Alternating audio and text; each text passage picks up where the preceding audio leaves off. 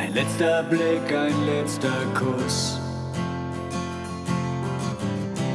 Und ich weiß, dass du jetzt gehen musst. Dein Geist ist müde, die Augen schwer. Ich fühle mich so hilflos, ich fühle mich so leer.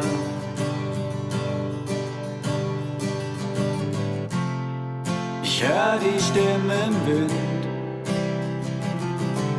Sie sagen zu mir, gib nicht auf mein Kind. Wir werden uns wiedersehen in einem neuen Leben.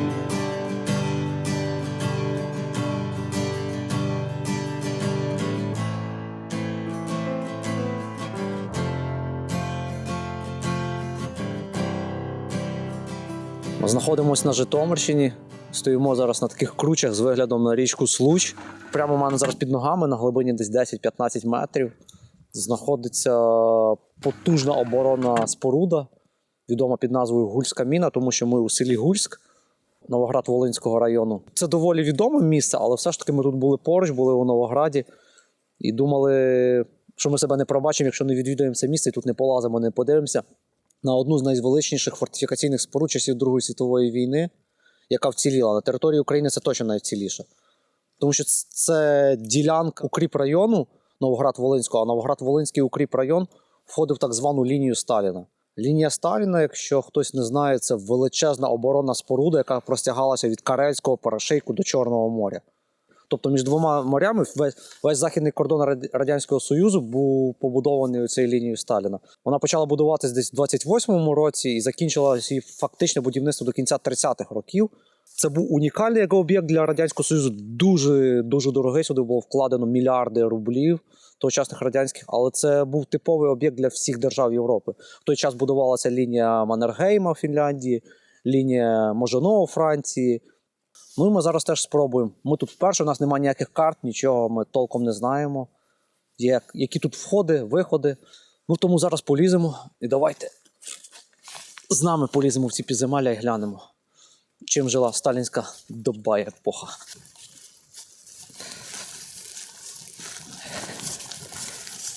Воно правильно капонір називається. То вони тут були артилерійські, були кулеметні. З кулеметами Максим, які тут переважно стояли. І фішка, що я дещо читав, що підведене водовідведення, що Максим він грівся за якийсь певний час. І там реально шланги підводили, що до нього постійно поступала холодна вода, що він міг там 24 години ледь не на добу. Ну, я так умовно сказав, типа довгий дуже час міг стріляти. А це, як я розумію, така труба, типу, йде от вниз туди, в цей капонір чи дзот. Це звідси витягався такий, як перископ, телескоп якийсь, да, з якого вони могли дивитися, от огляд туди на Случ. А чому тут ця лінія будувалася, зараз би логічно сказали, тому якщо хтось не розбирається в історії, лише на 30, це ж загроза в 30-х роках нападу зі заходу завжди, а тут звідси по прямій, я не знаю, до Рівненської області кілометрів, щоб я не збрехав, ну не більше, напевно, 20 кілометрів до Рівненської області, якщо ще не менше, і це ж проходив кордон з Польщею, туди далі вже була Польща. Річка – це природня перешкода. А річка – це природня перешкода, да, тут війська, логічно, які наступали, мали би зупинитися. І ці дзоти мали відстрілювати. Вони були взагалі по всій річці Случ. Оцей Новоград-Волинський укріпрайон, він мав протяжність 120 кілометрів. А тут під землею, наскільки я читав, тут більше 500 метрів ходів під землею. Не знаю, що ми зараз знайдемо. І, до речі, саме цікаве, це все будували шахтарі з Донбасу. І в цих скелях вони повирубували ці всі ходи. Ну, спробуємо туди спуститися, таки наочно побачити і вам показати, як воно все виглядає. Вона типу через ремінь, або через систему, От ми це перший такий хід знайшли.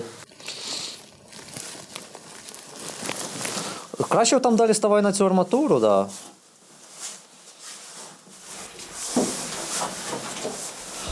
Пустилися ми нарешті в тунелі перші. Можна прослідковувати все, як в 30-х роках було це. Вапно ще білене, сталіністами справжніми. Тут якісь кабеля йшли. Вон, напевно, вентиляції були, які загнили, дивись. Просто відгнили. Або це хтось це вирізали, походу, дивись. Обломане, напевно, хтось на металом собі потирив. А що ти знайшов це? Покажи окусь. Це дуже цікаву штуку, якийсь малюнок, я так думаю, що це військове призначення. Але дуже важко здогадатися, для чого це.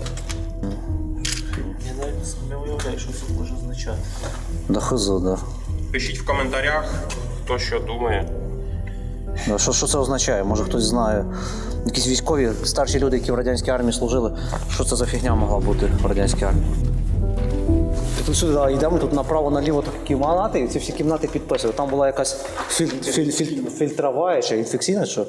Фільтраційна. Тут казарма 6. Це тут казарма 6. Склад, це тут спали солдати. Це отак, напевно, стали лежаки. А, нари, дивись, по бокам. Раз, два, двохярусні, і тут. Це, напевно, на 6 солдат тут спало. Блін, ми навіть говоримо тут ехо таке, ми виявляли, коли тут йшла стрільба з кулемету. Ну, прикольно, коли з 30-х років практично нічого не змінили. Вона просто її просто забила, вона відтягувалася. Так, вона відтягується на просто. А як воно опалювало? Що під землею тепло, думаєш, завжди було? Ну, під землею стала температура десь 4 градуси постійно. Ну, в 4 градуси холодно бути. Я думаю, вони якесь опалення тут полюбас було. А, там ж кочегарка є. Хлопці на відео А, ні, показують, це що ж- кочегарка є. Ну да. А можливо, якраз можливо це обігрів. От звідси там це Цими трубами підсувалося, типу, повітря вийшло тепло тепло. йшло, Да. Да, і всі кабеля, хтось свого часу нажився, повитягав, витягнувши ці мідні В тут. коридорі прострілювали. Спеціальний такий амбразури для того, щоб прострілити коридор, якщо Да. хтось всередину вже заліз і Якщо хтось почав захоплювати. спустився, так як ми хотіли. А стіни, до речі, всюди такі 1,5-метрові, да, 1,20 м, 1,5 метра. Ну, це цікаво, десь ці величезні споруди, вони насправді будувалися в 32-33 роках, і потім їх законсервували, тому що в 39-му році Росія разом з Німеччиною поділили Польщу, і кордон звідси від Рівненської Житомирської області пересунувся далеко на захід. І тобто вони стали в глибокому тилу, ці оборонні споруди, вони нікому не потрібні були. І їх законсервували. В 41-му році німці 21 червня починають наступ, нападають на Радянський Союз. Совєти, поки починається вся бюрократія, все, щоб сюди перекинути резерви військові, якби це, тому що німці швидко просуваються на схід, потрібно тут робити рубіж. І лише 3 липня сюди присилають якісь гарнізони, спеціально навчені вести бойові дії в таких оборонних спорудах. Десь під вечір 3 липня 41-го року. На 5 липня 41-го року вони вже були захоплені німцями. Вони протримали фактично 1,5 доби. Чому вони були захоплені, зараз далі розкажу.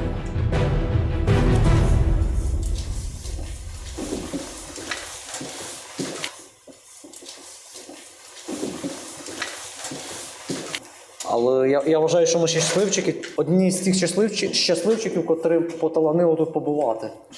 Тому що в Європі таких об'єктів практично вже немає. Да і в Україні добре, що його не засипали повністю сміттям чи не підірвали до дідькової мами. А, це нужники, так. Да, я це теж бачив. Це тут 2 унітази, типу, були, і це сюди вигрібна яма, і туди лайно стікало якесь. А солдати відрами потім, напевно, черпали і носили наверх. Хто в наряді там?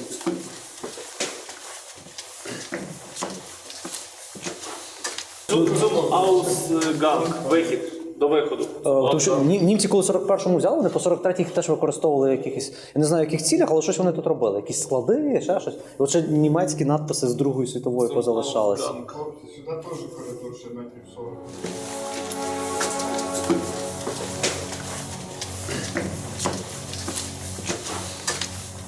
Це вентиляційні ці шахти, по які. І от зараз дійшла історія, розкажемо, як чому німці його за 1,5 доби так легко взяли. Вони прийшли, намагалися брати всі дзоти, їх нереально взяти. Воюють під землею, ми зараз на 15-метровій глибині в скелях. Тут ніякі авіабомбардування нічого не допоможе.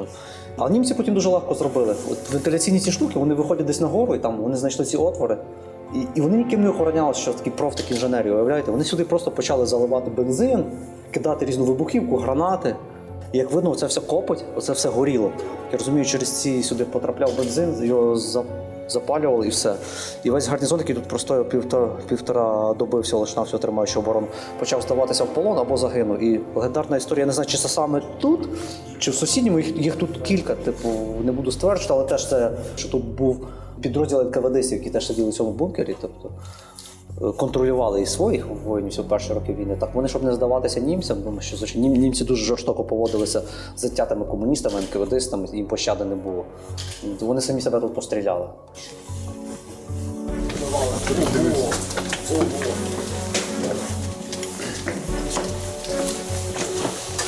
Доволі стрьомно. Зразок, знаєте, в старих будівлях роблять реконструкцію, залишають шматок старої стіни, типу, щоб видно було стару кладку, ще щось. А нове там заштукатурюють. Так само тут лишилося, це не навмисно, не знаю, просто не було сенсу, напевно, заливати бетоном. А може і для наглядності, от залишили скелі, дивіться, як вони рубали. Хіба це вручну це вирубано? Та мені здається, якісь відбійні молотки все рівно той час існували. Вже 20-30 роки точно було. Наліво, право. Ти чуєш, тут ще смердить дизелем чи щось? Оце місце, куди точно німці прорвалися, тут досі стоїть запах. Я навіть не можу, що це дизеля якогось чи мастила.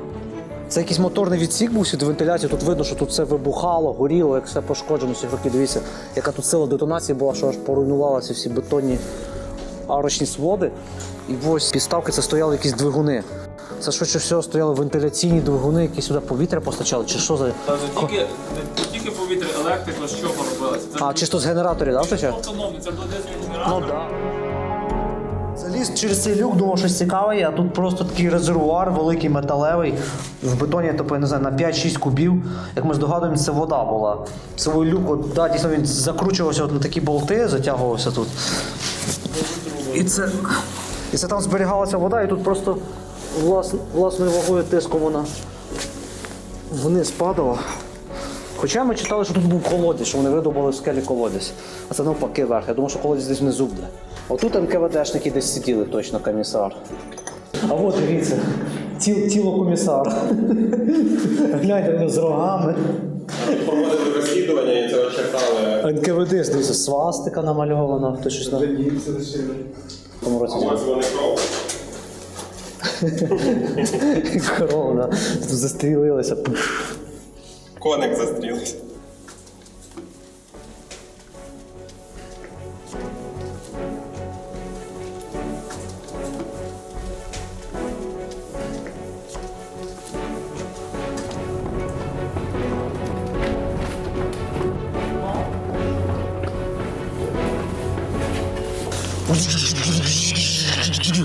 Guten Tagen, Adspitz Blitzkriegen Raschen. Жарти для наших любих підписників з Росії, які заходять до нас, називають неонацистами. Знаєте, щоб в них дали підстави вирізати цей шматочок, сказати, вон, що бандеровці творять, сволочі. Символічний такий обеліск стоїть отут на кручах, на цій гульській міні, направлений на захід, як завжди, гарматою. Внизу чарівна річка Случ. Під нами ці величезні ходи, цей гульської міни, які ми щойно лазили, які вам показали. А ми зараз будемо вирушати далі і покажемо для вас дуже цікаві місця, і знову пов'язані з німцями. Ми не знаємо, чи цікаві, ми сподіваємося, що там цікаві місця. Ми їдемо дуже розкривати цікаву історію, яка відбувалася на цих теренах 100-150 років тому.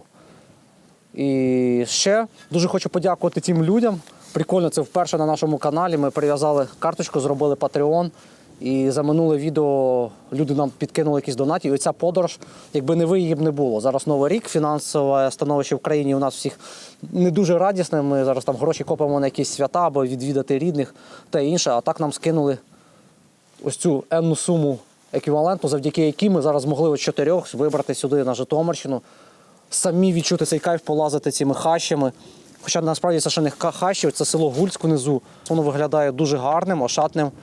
Тобто багатим це не зникаюче, це якраз той випадок, коли гарне село. Не всі в Україні села зникаючі. Ми саме знімаємо зникаючі села, адже це наша фішка, ми хочемо зняти ті моменти України, яких не буде через кілька років, тієї України, яка зникне. Адже сенсу знімати село, яке гарно процвітає, він є, але хай займається хтось цим іншим. Ми обрали собі іншу місію.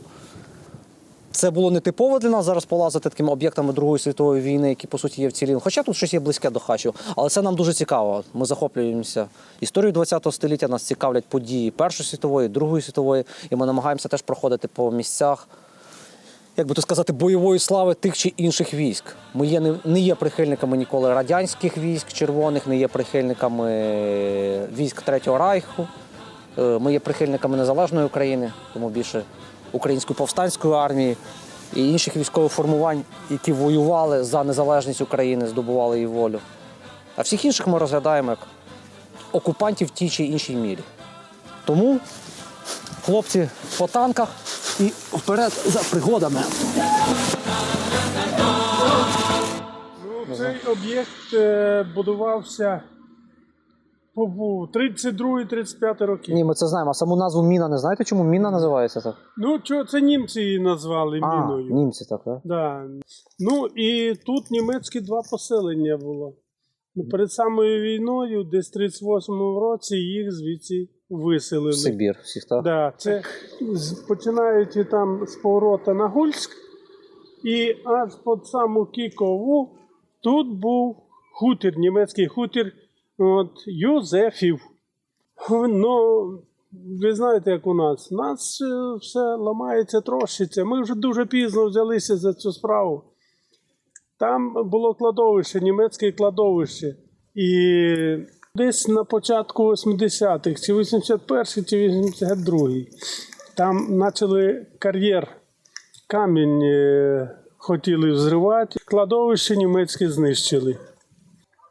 Тут, на будівництві цих дотів, і будувалися доти, будувалася гребля. Якраз 33-32 рік, так. Да, гребля по 35-й рік. Угу.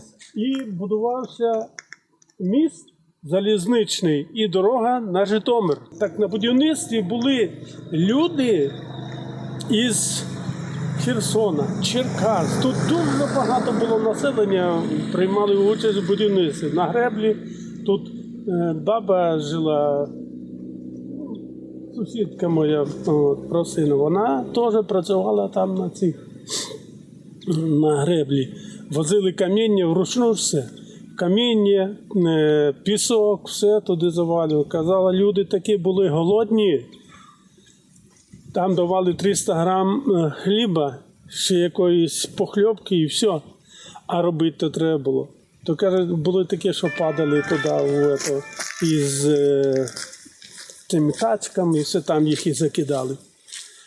Ну, а потім Тобто над будівництвом цих дотів? Оце. Да, і дотів, і греблі. особливо на греблі. Там та гребля зроблена з кісток і каміння виходить людей, так? Да, з одного дота на платформах можна було гармати вивозити наружу, витягувати і стріляти. Нічого собі. Да. А вам відомо, що коли німці захопили цей район, з 41-й далі до 44-го року практично, тому що ми бачили, там всередині є надписи на німецькій мові. Викид, як вони використовували, що вони тут робили? Так вони в 41-му році пройшли. Так. От там ото всі надписи 41-го року. Хоч я чув, що тут мала бути ставка Гітлера. Но не підійшов клімат і зробили ставку в Вінниці. А ставка Гіммлера в Житомирі, на околицях Житомира. Ну так. Да. Німці приїжджали в якому році? Десь в 2005-2004 приїжджали. Вони об'їжджали ці район, де їхні батьки колись воювали. Чи діди. То один розказував, коротше, замміністра сільського господарства Бельгії приїжджав сюди. І він розказував, каже, що батько розказував, як тут, що там було, чого вони не могли. Каже, тишина, ніхто не стріляє. Як тільки на берег вийшли, ракети освітили і, каже, 42 чоловіки. Він описував там. Німців лягло тут 42 людини. Пофамільно.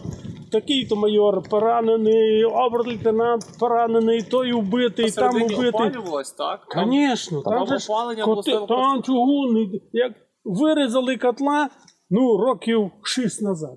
Це всього лише 6 років тому назад його вирізали? Да. Якісь умільці знайшлись такі, так? Так, це ж ніхто не контролює, ніхто нічого. А такий музей можна зробити? Музей, готовий музей. Музей, практично. Да. Батареї познімали десь у 60-х-70-х роках. Добре, Дабу. І день короткий, ми ще хочемо багато встигнути. І вам холодно, бачу.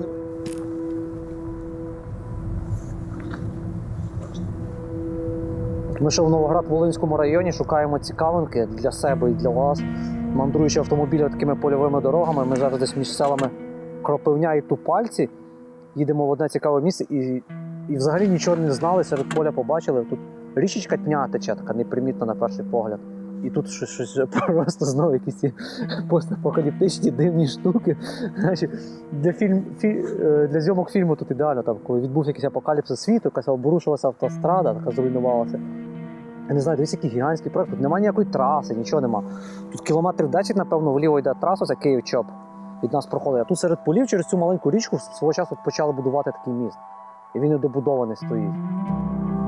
Ну, нас вразив, ми не очікували побачити таку штуку, цікаво. Чи можна зараз вилізти якось на нього?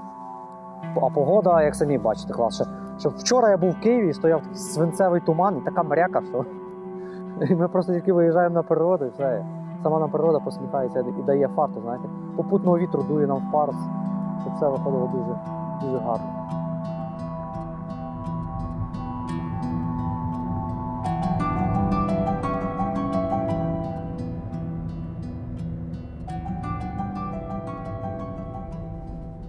Зараз ми з друзями попали в село Альткраузендорф. Вас дивує ця назва, вона нас теж дивує. Хоча ця назва більш притаманна була 100 років тому назад, зараз це село називається Новозелене. Його перейменували вже по приходу радянської влади.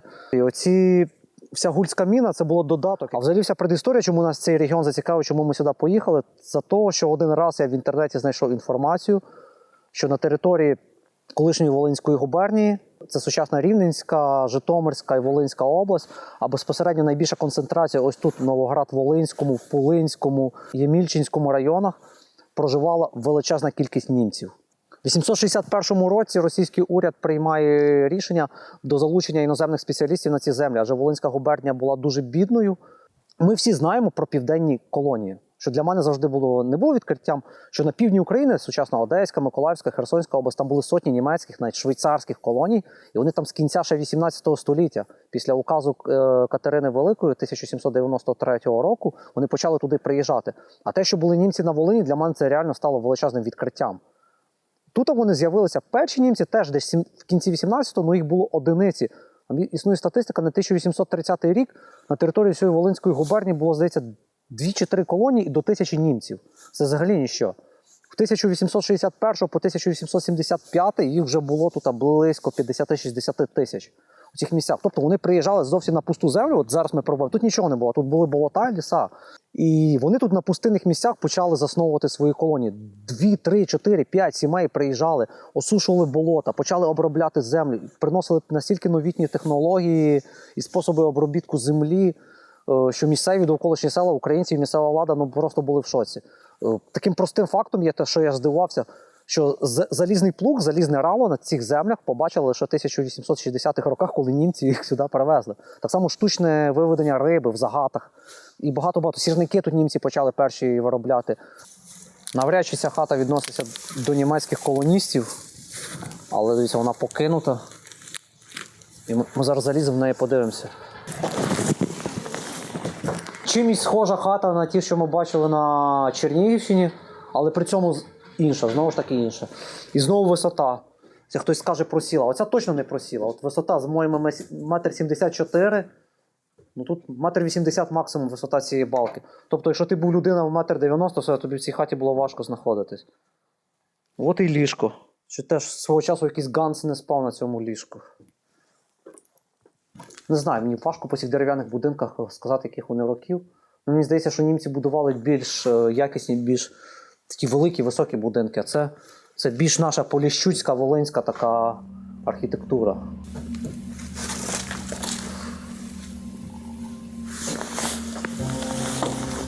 Ой, дивіться, тут жила людина і вела свій щоденник. Клас, такого я ще ніколи не знаходив. Купила корову у Тенівка, 1982 рік. Первістку дала 690 рублів. Йома, в 82-му році 690 рублів, то це просто шалена зарплата. Померли у понеділок, мама померли. Померли, бачите, навіть не померла, це звернення. 84-го року, 13 лютого, 11 часов 30 минут ночі. Хоронили у четвер.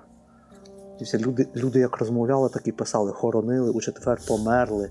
11 чов, 30 минут ночі. 55 років пенсію я получила в 1981 році 10 вересня. 37 рублів 64 копійки. Людей пенсія. От що можна було в 81 році на 37 рублів купити? Прославителі Совєтського Союзу. Як люди жили. От в такій хатині. Капець. Оце реально артефакт. От що робити нам? Його забирати з собою чи що? Воно ж просто втрачається, тут гниє, але так. Це цікаво, ми просто зараз доторкнулися до чогось життя, заглянули, як би сказати, в саме, можемо це все читати, гортати, подивіться, цілий зошит, щоденник, тут життя людини описано. І так щиро, по-простому, по-сільськи. Капець, ну цей пункт, де мама померла, мене вразив. Давай його хоч перефотографуємо трошки. Забери. Заберемо його? Звісно, звичайно, це взагалі капець. Я навіть в шоці, що це щоденник. Казік помер 29 мая 1992 року. Тобто в цій хаті точно дивіться запис. 23 лютого 2005 року помер Бочковський Станіслав. Тобто ця людина, це що 2005, оце жили, оце вона записувала цей зошит. Якісь самі, напевно, такі події, які в цьому селі відбувалися. Ми це заберемо. Я не знаю, де це ми будемо зберігати, але це, можливо, дійсно ми колись якийсь такий музей зробимо і виставку цих зникаючих сіл. Тобто село Новозелене, а по факту Альт-Краузендорф, стара німецька колонія, на сьогодні маленьке Поліське, Волинське село на Житомирщині, Новоград-Волинському районі. Да, це тут люди жили, дивіться, от хата, це, напевно, світлиця направо, звідки Максим знімає, там де стоїть, де ми тільки що знайшли ось цей щоденник. Оце сіни, де заходили ту скриня, і наліво худоба заганялася. Тобто хата поділена на дві половини, тут солома накидана, різне господарське принаддя, і тут утримували худобу. Да, от загородка, корита, тут були і свині, і корова, і все тут було. Я ніколи в житті не бачив, як самі ці Вискочимо. снопи квітять. Ми залізли в цю хату старовину заради цього на горище, тому що в перший раз бачимо, як зсередини ось цими сніпками в'язався дах. Ось от зовні я бачу солом'яні дахи, вони вже такі завжди зруйновані, це капець, практично цілий дах солом'яний. Як він клас, а от і сніпки такі вже. Це я розумію, як про запас тут лежали, щоб там в будь-який момент можна було підремонтувати дах. Як ми по тому щоденку бачимо, що в 2005 році точно власниця жила тут. І тут такий музей, теж її життя, взуття, в якому ходила бабця. Тут головне не провалитись, тому що хатка вже така, да. А о, цим з печі витягали хліб. Дивіться, як в торбинки, в вузлики. От її збирали колись на чайки чи на лікувальні трави, і миші з часом тут просто прогризли. Видно, колись бабка померла, що збирала. І так воно вже обсипається, і тут все, хоча в такому гарному стані, сухеньке. Волога просто не падає, бо в цій частині хати повністю ціла стріха. А от оця штука, то це... Такого я взагалі ніколи не бачив, реально. Я навіть не знаю, для чого це. Ого! Дивись, у нас плетуть з лози кошики. Це навіть не кошик. А може і кошик з таким дном. Для чого? Ну він дуже важкий. Це з якоїсь соломи. І отак оплетений якоюсь лозою. Подивіться на цю штуканцію. Блін, дуже гарно виглядає навіть зараз. Я навіть припущення не можу зробити скільки йому років, для чого. Ну якась як колиска, може для... Ні, коли у нас колиска... Цілком ймовірно, давно в ньому тримали.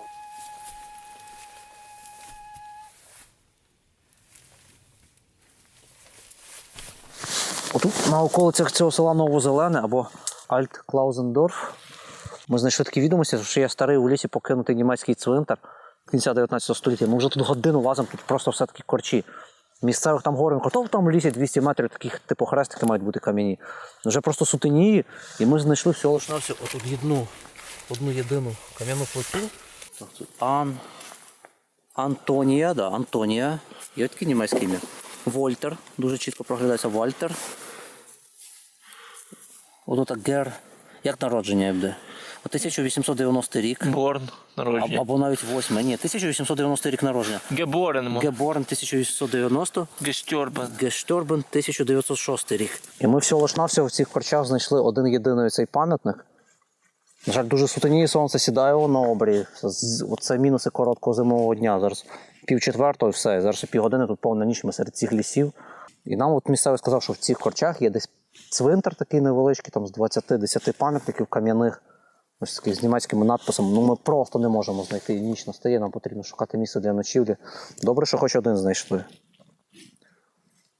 Історія німців. Реально перший крок, наявний такий наочний крок, до який ми доторкнулися до шматка німецьких колоністів, котрі проживали на Волині. А проживали, справді, от, на 1911 рік на Волині було 200 тисяч німців. А оці села, такі, наприклад, як це сьогодні це Новозелене, колишній Альт-Клаузендорф, воно було повністю 100% німецькомовним. Тобто німці ці це переважно були це релігійні люди, меноніти. Це вони доволі закрито жили, не вступали в ніякі контакти з українцями, переважно не одружувалися, лише між собою були німці з німцями. І тоді російське законодавство дозволяло їм не приймати російського підданства. Вони всі залишалися громадянами Німеччини і живучи тут. І лише на початку ХХ століття вони масово почали приймати російське громадянство. І там.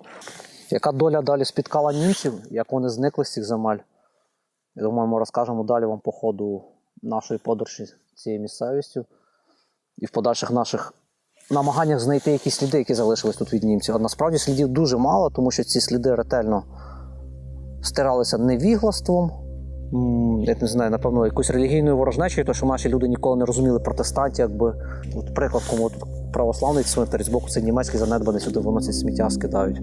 Це якась така неповага, це ж померла людина, незалежно від її релігійної конфесії, національності. Ну і по-друге, радянська влада, звичайно, постаралася. Оце ми попали в хату взагалі таку капець. Що так ми не були, настільки, щоб ціліла, бо тут реально враження, що прямо 2-3 роки назад звідси хтось. І вона відкрита, двері всі, ще особливо не розтягнули знову. Ці старовинні фотографії, дивіться, якийсь духовий просто оркестр місцевого села, напевно. Ці фотографії свіжі, вже кольорові. Це молоді якісь хлопці, де ви зараз? Хлопці в Києві, напевно, якомусь, чи що. Покинули так всю цю хату своїх батьківську, подалися в пошуках кращої долі. Висять фотографії на стінах цих людей, які, напевно, будували цю хату. Хоча ми робимо таке припущення, що хата дуже висока і цегляна, що чи часом це не одна з зберігшихся хат тих німців-колоністів, яку потім з часом просто переселилися українці.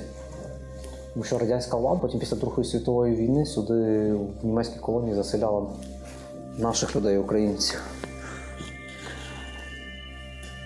Дивіться, яка весільна фотографія. 80-ті роки, судячи так, зачісок і стилю одягу. А ось щасливі радянські люди, подивіться на цих жінок. Їм років, напевно, по 40-50, вони такі втомлені. А оця дівчина ліворуч, їй там 20. Як люди тут і виглядали ці часи, вони просто дійсно цим важким життям, своєю працею були такі всі поморені. Капець, ну, враження, що зараз вимикач, доторкнешся до вимикача, то ще загориться лампочка. Ні, то ви їх повикручували, бо великі. Журавлі поліські. Ну і тут кухня. Дивись, вмивальник стоїть, книжки. Дивись, тут ботинки. Того року хтось не ходив, таке враження. Люди в гірших хатах, що живуть зараз. Оце якась кухонка така. Олія навіть лишила, що люди готували. Глек. Думаю, якась бабка просто померла, да? Або чоловік, а онукам вже байдуже. Вони панам жито сіють.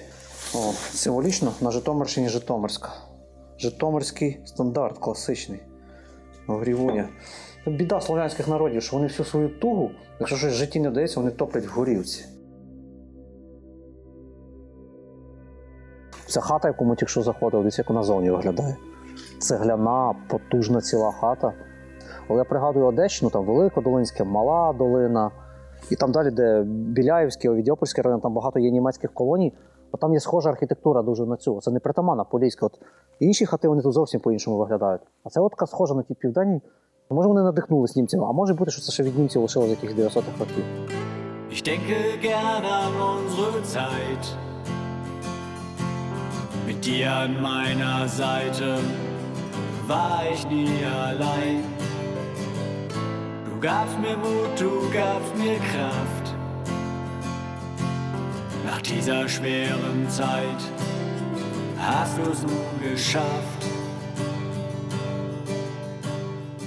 Другий наш день нашої експедиції розпочинається тут, в цій Березовій рощі.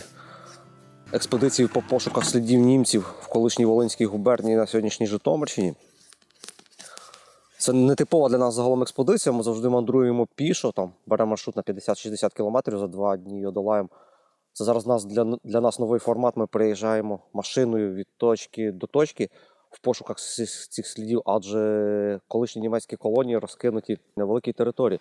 Так, позаду нас це село, де вчора нам знайшлося знайти перші явні ознаки залишків німецьких колоністів. Оце це єдиний пам'ятник, який був вже практично вночі, ми його знайшли в лісі. Короткий зимовий день, ми за цей день будемо намагатися знайти ще щось сьогодні, хоча б бодай якісь старі цвинтарі, або, можливо, спогади місцевих людей, що вони пам'ятають про німецьких колоністів. Вчора я дуже коротко, так, в загальних образах, тому що це не влізеться в відео, намагався пояснити, чому німці тут з'явилися.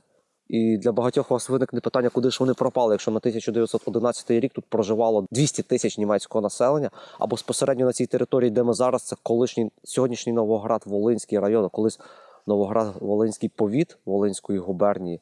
Тут 12-13% місцевого населення були німецькомовні. Це була четверта національність Волинської губернії. Основною монолітною тут були українці, на другому місці була єврейська громада, третій – поляки, і німці лише трошечки за кількістю поступалися полякам.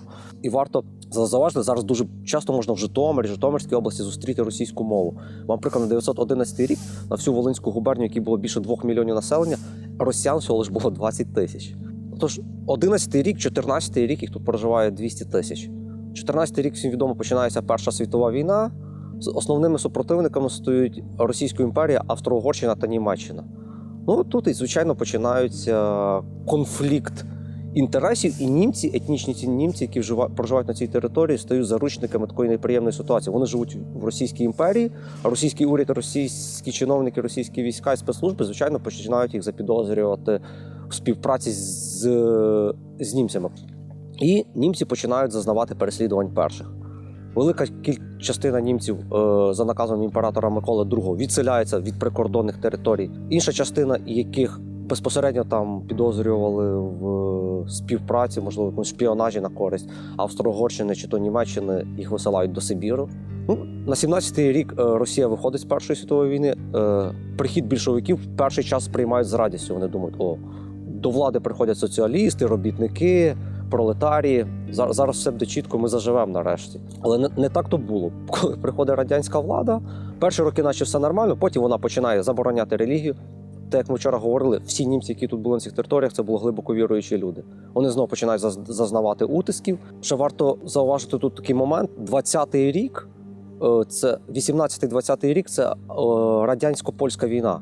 І тобто територія колишньої Волинської губернії, Росія зникає, тобто Волинська губернія взагалі як така зникає, і вона ділиться навпіл між двома державами. Сучасна Житомирська область відходить до Радянського Союзу, Рівненщина і Волинь вже відходять до Польщі. 100 тисяч всього лиш німців вже залишаються тут на Житомирщині.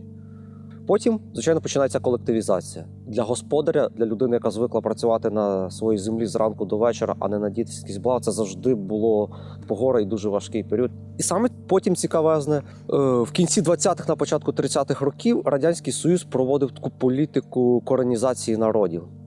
Славнозвісна українізація, про це говорять тоді чи не найбільше видали за всю історію, парадоксально, україномовних книжок, українські фільми відомі знімаються, Довженка, Олександр Довженко тоді знімає фільм «Свій земля». Що робить радянська влада? Вона на цих територіях об'єднує ці всі німецькі колонії в один етнічний німецький район, Пулинський. Я коли про це читав, я взагалі здивався, уявляєте, там, це на сьогодні є теж такий Пулинський район, він до нещодавно називався Червоноармійський. Що варто зауважити, крім німецького району, тут був поряд створений польський національний район, адже тут дуже-дуже багато поляків ще проживало. Я коли це читав, подумав, що це взагалі єдиний на території України німецький етнічний район, але потім заглибився, виявляється, ні. Вони були на півдні, їх на території Української Радянської Республіки було близько 10 цих районів, але 9 чи 10 з них вони всі були на півдні. В нього входило щось 30 сіл, із цих 30 сіл 18 сіл мали німецьку сільську раду. В районному центрі Пулини видавалася районна газета німецькою мовою. Тут відкривалися школи німецькомовні, тобто вчителі-викладачі викладали німецькою мовою. Але тривало це всього лише 5 років. Район був створений в 1930 році, до 1935 року починається ось ця параноя сталінська. Війна пахла в повітрі, кордон був поруч, Рівненська область це вже була Польща. І вони зрозуміли, що створення в себе в тилу німецьких районів, це, якщо не так погано, то краще їх не потрібно всього. І вони їх розформували. Ну і починаються з середини 30-х років масові відомі репресії, які тривають до кінця 30-х років. Тобто до 39-го року там вже статистичних даних немає, скільки тут німців залишається, але вони ще жили по селах. 39-й рік Радянський Союз знову йде на захід, захоплює ті землі. На 41-й рік Німеччина окуповує ці землі, сюди приходить знову. Німецька влада всіх цих фольксдойчів, колоністів німецьких на місці призначає старостами, поліцаями, на якісь адмінпосади, хоча б дрібненькі. Німці програють 43-му під Сталінградом, починають відступати на захід до 44-го, розуміють, що ці території їм потрібно здати. Велика кількість етнічних німців починають разом з гітлерівськими військами відступати, тому що вони розуміють, що вони були якби колаборантами і вони співпрацювали з німецькою владою, і їм від совєтів немає нічого доброго, що очікувати. Звичайно, в Совєтів взагалі така була політика. Хто був якби під окупацією, їх всіх сприймали колаборантами. Виявляєте, ви етнічний німець, ви розмовляєте німецькою, ви прожили під гітлерівською окупацією, і зараз йдуть совєти, що робити. Їх основна частина їх відходить з відступом німецьких військ, вони відійшли повністю на захід, і після них нічого майже не позалишалося, ці лише пусті села, які вони покидали свої будівлі, нажиті важкою працею за 60-50 років. Німецькі оселі, які залишалися порожніми після відступу німців, заселялися жити українці. Це дуже коротко, так зараз описано, як вони з'явилися, ці німці. І до 911 року вони розрослися до 200 тисяч на цих територіях. І вже буквально через 30 років, в 40-х роках, і тут не залишилося ні одного. Що ми сьогодні знайдемо, що ми побачимо, для нас це теж повна невідомість. Будемо їхати, питати в людей, щось шукати, а то, що будемо знаходити, будемо вам показувати.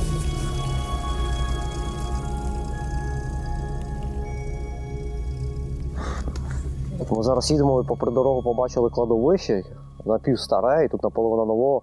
І це, виявляється, польське кладовище. Напевно, поруч якесь повністю польське село, адже всі надгрібки, всі надписи тут переважно польською мовою, дуже багато могил 20-х, 30-х, 40-х років.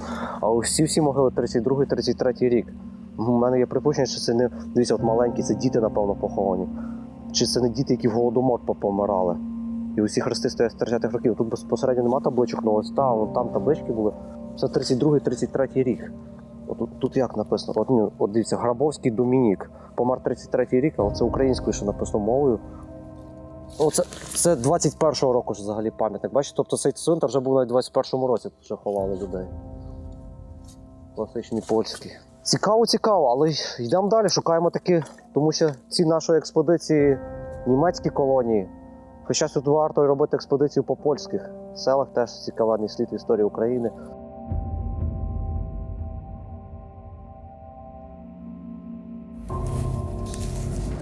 Дуже гарні землі. Ми тут їдемо, і села такі реально нагадують Польщу. Трошки бідніше, але Польща. І всюди асфальт між селами, це неймовірно. Села взагалі не навіюються якоїсь безнадьоги, депресивності. Це парадоксально. Ми думали, знову така пора ось ця перед Новим роком, 27 сьогодні число, хмарна погода. Ми думали, що знову буде все сумно і депресивно. А тут зовсім немає тих відчуттів, що навіть в нас на Поділлі чи особливо в Холодному Яру тоді було там. Це поки що самий депресивний регіон в Україні, який я бачив. Сорі, але сумніше, ніж там в центрі України ніде нічого не існує. Там якась суцільна руїна. А тут ця ж сама країна, але чому тут все живе? Ми що їдемо селами, вони такі гарні. Реально, ошатні будиночки, всюди все підкошено. Може, це ще багато що від природи залежить. Але дивую, що велика кількість полів нерозораних. Чого? Сотні гектарів нерозораної землі.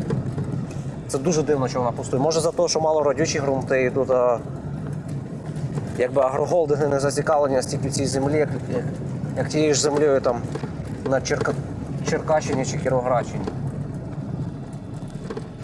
Село Поліянівка, так?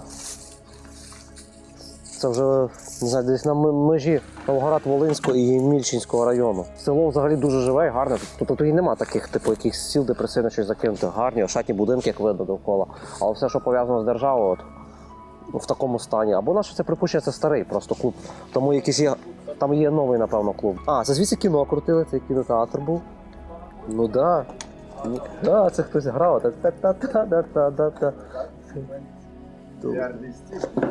Да, дивіться, більярд можна пограти. Тут була сцена. Тут на сцені виступали парторги. Тут ще навіть радянські плакати тої епохи висять. Бачите, диви, яким тут нашарування збереглися. Забивали вікно совєтськими газетами і надписами. Говорить 66-70 рік. Можна перевернути, що це радянська Житомирщина. Серп і молот, смерть і голод. Заселення мертвих планет. Заселення мертвих планет. О, нічого собі гіпотеза. На такі не безпосередні, але все рівно ще знову ми потрапляємо на сліди німецьких колоністів, тому що ми зараз їдемо і побачили цей канал. І згадав, що німці тоді теж в 19 столітті на ці землі принесли таке поняття, як меліорація, це висушення цих боліт. Поза нами залишилось село Вироби, як воно, не знаю, як правильно робити наголос. Це теж колишня німецька колонія, яка Амалія колись називалася.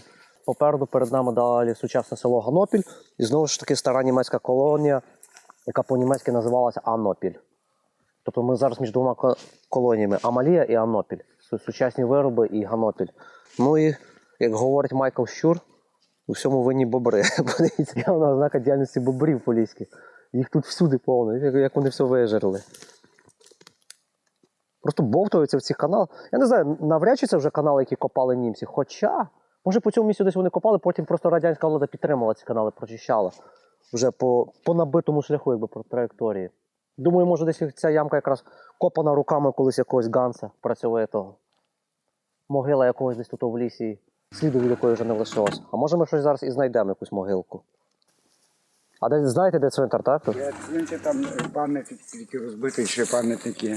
Німецькі. Да. А де саме все? Ну, сюди треба їхати там. Десь наліво повернути, так? Да. А пішки це далеко звідси, так? Да. Мені треба кілометрів 3 йти. А, за 3 кілометри? Да. А там ще через ліс. Там. Добре, поки що дякуємо, бо будемо їхати. Варіант утеплення хати на зиму. Бо колись бачили так хлів, щоб для коня утепляли якось на Тернопільщині. А тут тільки що прифігіли трохи, коли побачили, як хату утепляють. Тому цікавий варіант. Тобто забиваються такі просто патики в землю на сантиметрів 20 від хати. Робиться облаштування з дошок, і між хатою, між цими дошками напихаєш солома, якась очерет. От тобі утеплена хата на зиму. На літо ти це просто розібрав і все. Але треба ще живу душу знайти, яка точно. А вон бабка є. Я бачу бабку, зараз піду спитаю. А ви знаєте, тут в лісі десь є німецький цвинтар старий? Німецький? Так. А на що вам німецький? А ми знімаємо кіно про німецьких колоністів. Були могилки, то там не видно вже їх, воно заросло. Але якісь пам'ятники позалишалися, можливо? Один якийсь був, де їх там розбили їх. Там камінчики. Розбили? Да, хтось розбив, чорт дай бандюги. Це коли розбили? Ой, далеко. А, ще це за радянської влади, так? Ще? Да. Але якісь надписи можна ще побачити, що збереглось, так? Ну, мабуть, да, по-німецькому там написано вроді би. А ви якого року народження? Ви вже такі? 40-го.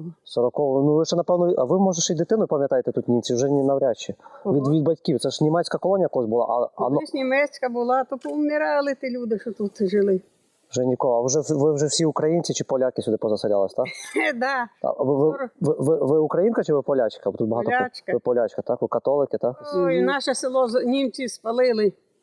То тут хати були, вже німці повиїжджали звідси. Ага. Хати порожніх багатсько було. Вулиці були. Ось тут прямо десь. Так, в тому селі. А це вже Єдине село геть спалили. Це вже Ємільчинський район, чи який зараз ми? Зараз і Мільчинське, але вже буде Новоградське.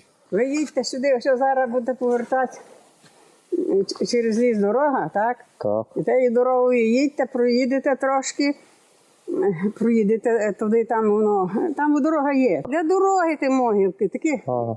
А у вас зараз в селі скільки ще людей живе? Боги знає. Не знаєте теж? Маленьке село? А ви звідки їхали? Звідси десь? Ми їхали з, як воно, Поляни, не Поляни, я вже й забув назву. На Вироби? Так, да, через Вироби ми їхали, так, через Вироби. Погана, Боже, Так, розбили ці машини. Колись приїжджав німець. Це ще мій чоловік був живий, помер. Боже, він мені ще був дав, і це я кажу, нашого, а мій чоловік слабий був на рак. 4-та стадія була. Ага. І жінка із малим дитятком приїхала переводчиця його. Ага. Да. От, то він ще говорить мені, і на Олександрівці там, на Олександрівка село, то там старіші люди були, то вони теж туди їхали розпитувати. Були вони і на цих могилках, і коротше, і могилки отут, ще ось де наші могилки, то там були і німецькі теж. Я пам'ятаю, я мала була, як ми переїхали. То там не загороджене ж воно було. Там видно, і дітки маленькі, могилочки такі оброблювані були. Але вони теж з надписами якимись були німецькими? Просто так, так? Ні, дерев'яні хрестики були. Таке. А ви кажете, що ви переселилися, то ви звідкись приїхали? Ми з Рихальську, батько мій був у воєнній часті, солдатів обучав, на духовному оркестрі грав.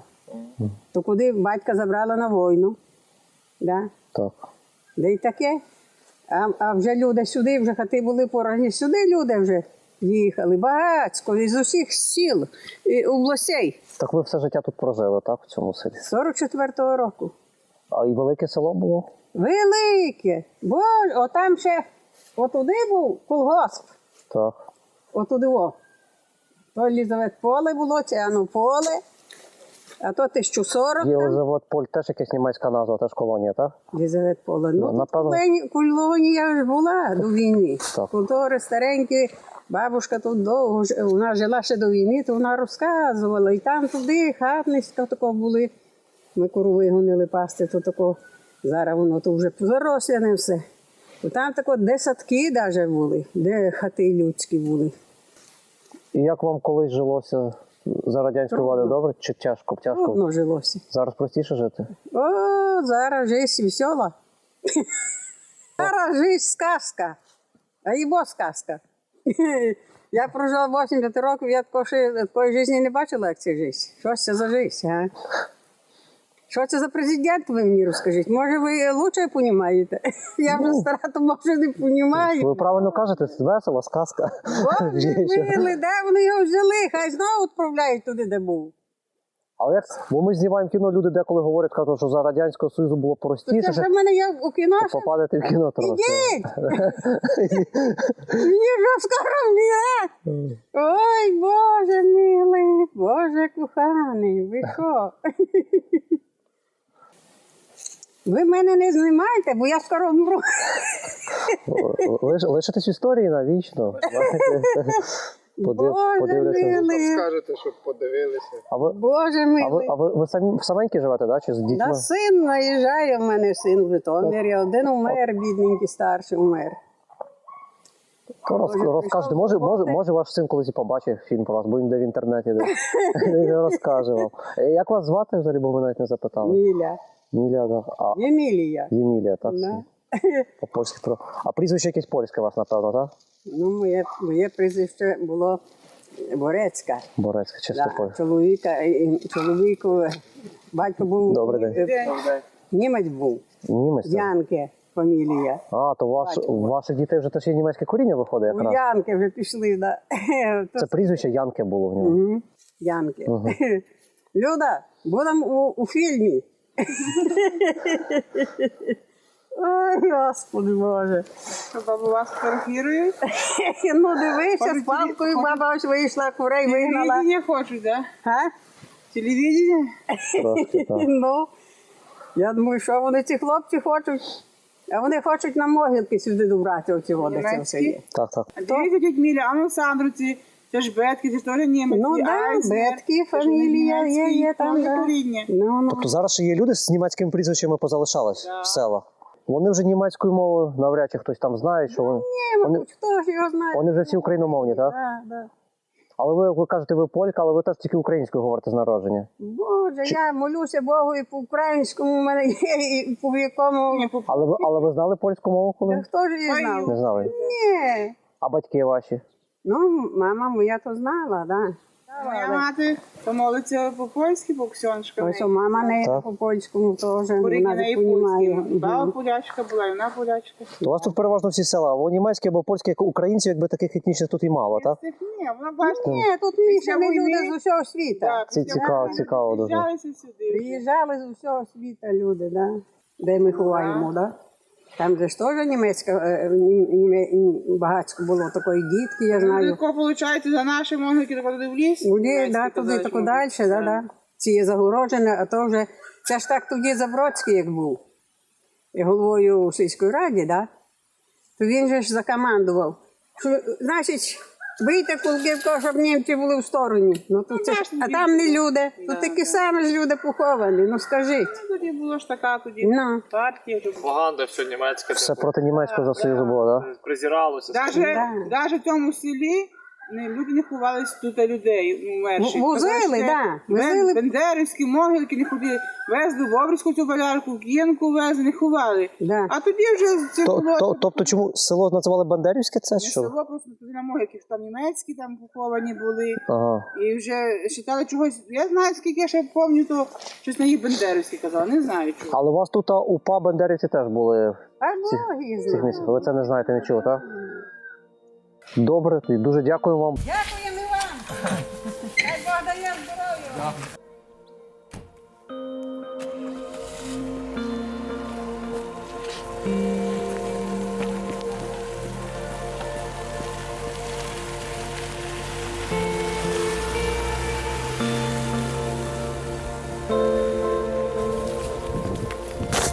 В кілометрі від Ганополя. У лісі це нам люди сказали, що німецькі могилки, як вони говорять, бабка. І хтось його розбив. Ну от надписи, що ти кажеш, нема. Ось надписи німецькою. Це свого часу, під час Радянського Союзу, після Другої світової війни, озлоблений хтось, типу на німців, там, не вловлюючи різниці між нацистами, між просто німцями, колоністами, намагався знищити все німецьке. Просто прийшов, розбив якусь кувалду і цей пам'ятник. Ну, вон валяються сюди, це всі пам'ятники поламали просто. Тобто зараз просто ліс, якби не ці шматки каменю і не людська пам'ять, які нам розказали. Ну, а ось теж надпис, він просто затерся, тут надпис проглядається. І от надпис, чувак, дивись, вони такі хрінові, але дуже.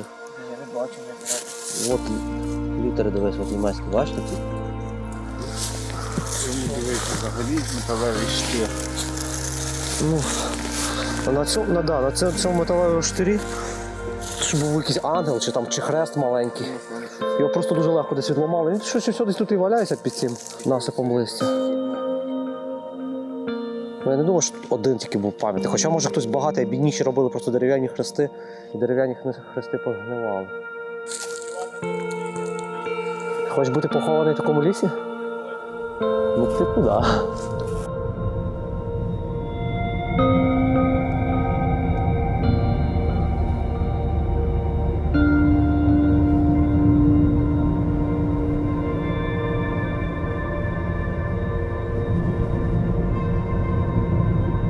Та жовта хата.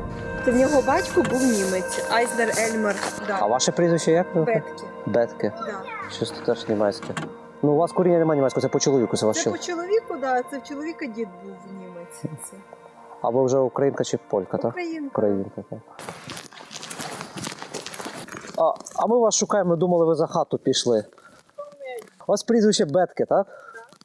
О, дивіться, ми, як сказати, подорожуємо, мандрівники такі, і фільмографи, знімаємо фільми. Ми шукаємо на території колишньої Волинської губернії, от німецькі колонії покинуті, і людей, які мають ще якісь німецьке коріння, або хоча б родичі, прізвище. От у вас чисто німецьке справжнє прізвище. Це у вас родичі якісь були, батьки, По чоловіку. по чоловіку? Тобто у вас немає німецьких кровей? Як у мене як чоловіка, і це то немає, діти, син, це син, тут невістка виходила. А можливо, ще знаєте, хтось тут в селі є? Айзнер, він теж помер, там цей не знаю Айзнер? нічого. Да. Айзнер, він теж німець був. Це у вас Бетке, Айзнер, два прізвища в селі лишилось німецьких, чи ще якісь є? Ні, більш немає. Немає.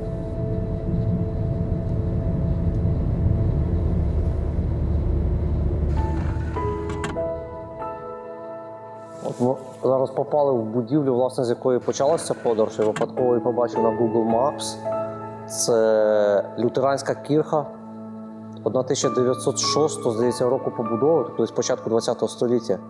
Німецька кірха, яка побудована німецькими колоністами в селі Сорочинь. Хлопці реально як священники, ну Василя, ну щось по-німецьки там, читанина. І от надпис. Можеш прочитати? Бо звідти зверху краще видно. Першу букву не можу зрозуміти. Щось. Друге слово абер. Абер. Маген. Знаєте, і більше 100 років вона досі вціліла. Вціліла лише за рахунок того, що за Союзу тут колгосп зробили зерно, зберігали. Хоча дуб тут більше, дуб, в якому більше 100 років, все зроблено з дуба, скільки грошей. Ну скромненька так. Я очікував, що німці більш яскраве оздоблення роблять всередині. А тут все таких стриманих, витриманих, да? І кольорах, і нема такої типу, розкоші, як в наших церквах.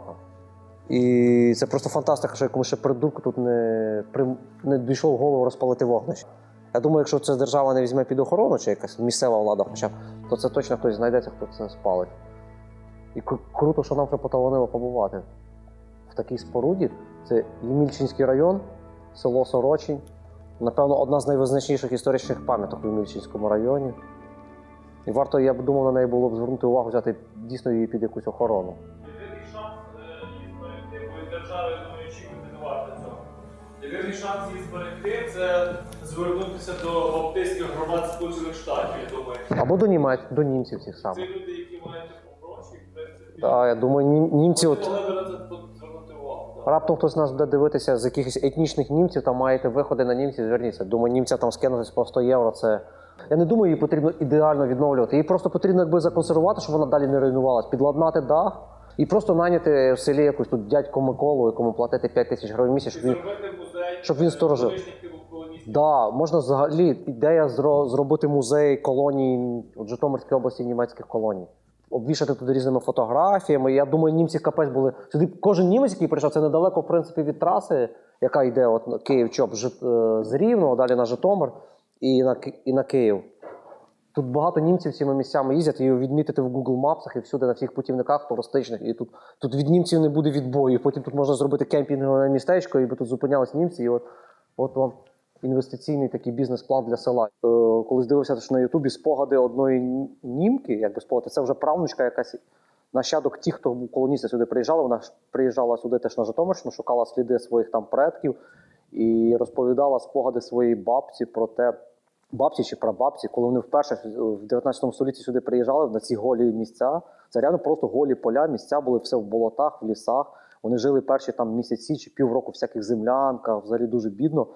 І це настільки були дикі місця, що довкола була така кількість вовків, що ці вовки жерли, реально, зжирали людей з голоду, особливо взимку. Їм доводилося на ніч ставав табір якийсь, де вони ночують, і довкола кожних там 2-4 метри палити такі великі ватри, вогнища, щоб відлякувати цих диких звірів.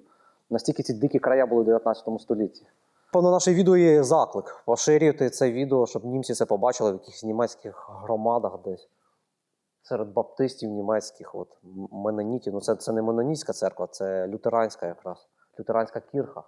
Потрібно вберегти цю пам'ятку. Хто якийсь має важілі, впливу, докладіть сюди, давайте врятуємо цю штуку, принаймні. Щоб наші там діти і онуки теж могли подивитися і знати про те, що тут колись жили німці. Не лише поганий слід про німців, що німці всі були нацистами, як нас це сюди карбувалося, і потім там дурні ламали ці надгробні пам'ятники, реально в лісі ламали. Пам'ятники різним вождям, ми ж розуміємо, що якщо пам'ятник дійсно там стояв Гітлеру, його потрібно скинути ще комусь. Але ламати простого селянина, колоніста, який тут жив в цьому селі, важко працював, будував цю кірку і прийти якомусь там придурку молотком поламати цей пам'ятник. Це таке. Це вже занадто. Це те саме, що ми зараз пішли по цвинтарах і ламали всі пам'ятники, де поховані росіяни. Ну це ж маразм, тому що в нас війна з Росією, знаєте.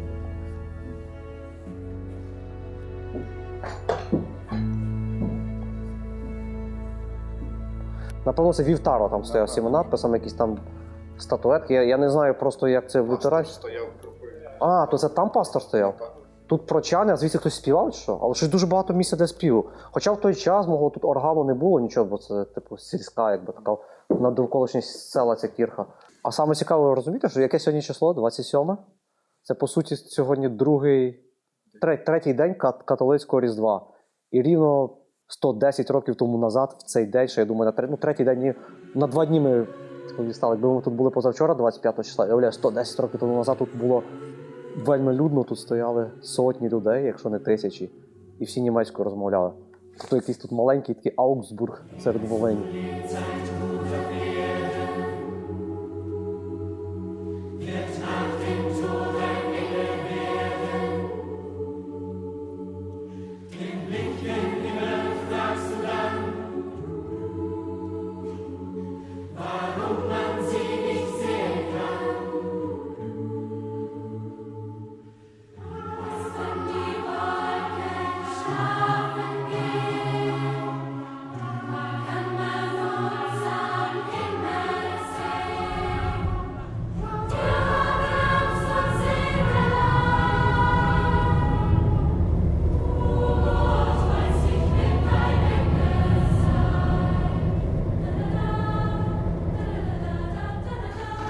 Ми зараз в Нойдорфі.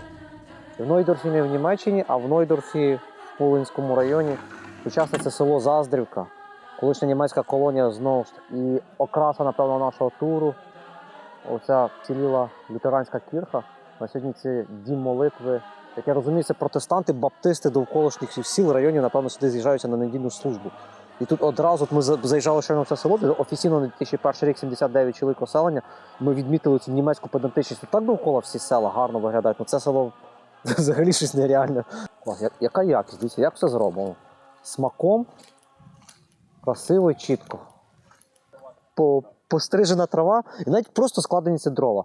І можна жити в цій державі, в глушині, в селі, в якому нема газу, в якому нема колгоспу, в якому нема роботи. І чомусь тут люди всі збираються, працюють і можуть доглядати так за всім. А в іншій великій частині України лише скаржаться: о, у нас нема роботи, в нас того нема, того у нас бардак всюди і все загаджено. А ні, просто треба хотіти працювати. Це самокритика нас, українців, до того, що через самокритику потрібно йти до розвитку. Я так вважаю. Не казати, вау, я класний, я нічого не буду робити, а винна лише влада. А ні, треба осягнути один момент і осмислити, що ми далеко не ідеальні і нам потрібно змінюватися. І брати приклад з таких, от, як німці, як вони дбають за всі свою історію, як вони колись це робили в 19 столітті, будували такі колосальні круті споруди. Нам цікаво, чи до вас зараз приїжджають німці сюди інколи якісь... Приїжджають. Подивитися, знають, що це їхні предки, батьки тут жили в цьому селі, а вони були дітьми, а зараз приїжджають Польщі, Германії, Англії, Франції, Америки, Канади. У Канаді знають. Я кажу, був у Канаді, питали, чи те в Нойдорфі ще дом стоїть. Стоїть. Але ваші батьки, то, напевно, ще й німців пам'ятали добре. Так. З ними тут жили разом. Батьки ось жили теж тут. Батьки вже. Сирі, на фоні інших сіл ми проїхалися, у вас так село виглядає прямо як не українське, ніби Польща чи Німеччина, так охайно, все чистенько, і тут довкола все так гарно. Кожен був вже коло хати порядок. Нам це дуже подобається, тому що ми їздимо, такий бардак сюди бачимо, а тут неймовірно німецький порядок. Ми думаємо, чи це німці там, вам нав'язали. Вже не живуть туди, воно все оброще бур'яном, і сливняком, і лозою. Є села, де й живуть, але там все рівно занепад. А все ж таки ця ваша працелюбність і ця любов до порядку, це пов'язано з релігією, напевно, я думаю, так? Чи від німців ви це навчилися? З релігією, з вірою. Писано, Бог є порядка і встройства. Ну, православні ж теж читають Біблію, але ви ж відвідуєте православні села, нема такої чистоти і порядку взагалі? Уклад людини. Одна людина, їй все під ногами, це їй хоч би що. А друга бумажка з конфетами, вони під ними її. Ну, так. Нойдорф, а чому потім Заздрів? Я його не називав, там прийшли документи. Тому що ми читали таку версію, в інтернеті історія була, що коли звідси виселили німці, от останні в 43-му році, пусті будинки залишились, дуже ошатні, гарні подвір'я, будинки кам'яні міцні. І сюди людей, українців, почали заселяти з сусідніх сел. І вони, коли приходили, вони якби заздрили тому всьому, о, як в німців, який порядок і краса. Добре, дуже дякуємо. Це свято у вас тоді, зараз Різдво саме? Ми по-новому 25 святкувалися. Вчора. Сьогодні ж третій день, якби виходить, чи як там? Третій день. На виїзді з села Ясна Поляна прямо попри дорогу стоять якісь руїни. Якісь типу зернові сховища, склади. А щось дійсно старовинне так виглядає цікаво. Чи це не залишки теж якихось німецьких колоністів? Тому що Ясна Поляна – це теж одна з старих німецьких колоній, яка колись мала іншу назву. Зараз навіть не пригадаю, там є якась назва. Тому цілком ймовірно, що це знову діло рук німців. Якийсь промисловий об'єкт. Ми не знали, що це, але зараз здогадуємося, там побачили всередині накидане зерно. Ми думали, що це якась стара споруда, але вона перших років радянської будови. Але швидше всього царська. Чи не німецьких рук знову це діло? Ще ми можемо помилятися, лише припущення. Може, це якраз українці будували. Хоча занадто гарна кладка, та це цегляна. І все ж таки це сушилка. Воно і колись було сушилкою за Радянського Союзу. Тому що дивіться, посередині все дерев'яне, і по двох боках ці цегляні такі споруди. І вони з великими демарями. Вон проглядається, тут демар і тут демар. Вони, напевно, подавали дрова хтось. І тут, я думаю, які йшли, можливо, металеві чи які такі канали. Тобто гаряче повітря ганялося з однієї на іншу сторону. І посередині там просушували будь-яке зерно.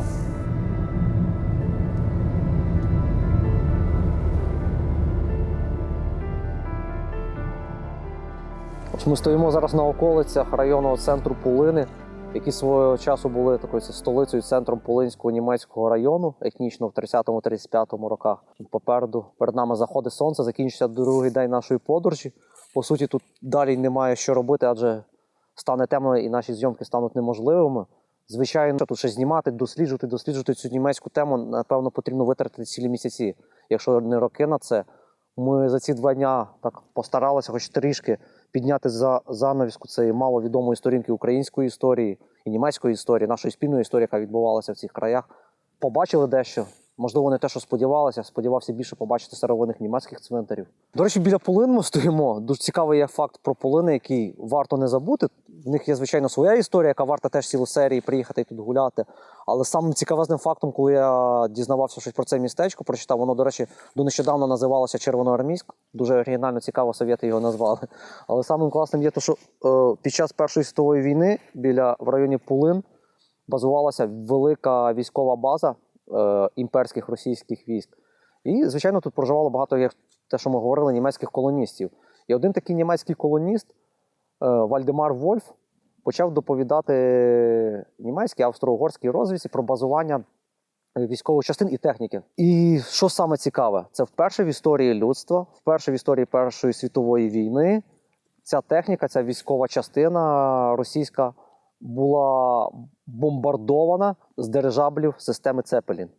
Це взагалі неймовірно. Я не знаю, чи після цього взагалі, напевно, в Першій світовій відбувалось бомбардування з таких літаючих апаратів. Говорять, як це моторошно виглядає. Цепелін – це така штука, напевно, там мінімум, напевно, 100 метрів, могла до 200 бути така фігня в небі над тобою летить, і ти такий простий там якийсь Ванюшка Самарської губернії, русський солдат. Ну і там, звичайно, українці теж були призвані з якихось Полтавських губерній, тих самих Подільських, вони сидять в цих окопах, і тут такі страшні штуки над ними, ну, я би, чесно, міг і обдзюритись від того. Коли, я не знаю, скільки їх там було, там детального опису нема, але є опис, що тоді було знищено кілька сотень російської техніки. І таке невідоме для більшості українців малесеньке містечко, районний центр на Житомирщині, Полини, свого часу Червоноармійськ, вписано в історію, по суті, майже людства, в історію Першої світової війни, в історію повітроплавання, повітробомбардування, що це тут десь відбулося. Не знаю, де точно це було. Можливо, якщо чисто безпосередньо зайнятися дослідженням цієї теми, можна знайти, що це на цьому полі, на тому і іншому. Але десь в цих краях, де, можливо, прямо тут, на цьому полі, де ми зараз стоїмо. Вивчайте історію України, шукайте такі, адже я впевнений, що майже в кожному населеному пункті України є свої якісь цікавинки, свої перли. Лише потрібно поритись, захотіти їх знайти. І мандруйте Україною. Україна неймовірно цікава. Мандруйте різними хащами. Бо в них дуже часто чого більше цікаво побачити, ніж в тому самому Києві чи Одесі. До зустрічі. Ich hör die Stimmen im Wind. Sie sagen zu mir, gib nicht auf, mein Kind. Wir werden uns wiedersehen in einem neuen Leben. Ganz bestimmt. Ich hör die Stimmen im Wind. Sie sagen zu mir, gib nicht auf, mein Freund. Wir werden uns wiedersehen in einem neuen Leben. Ganz bestimmt.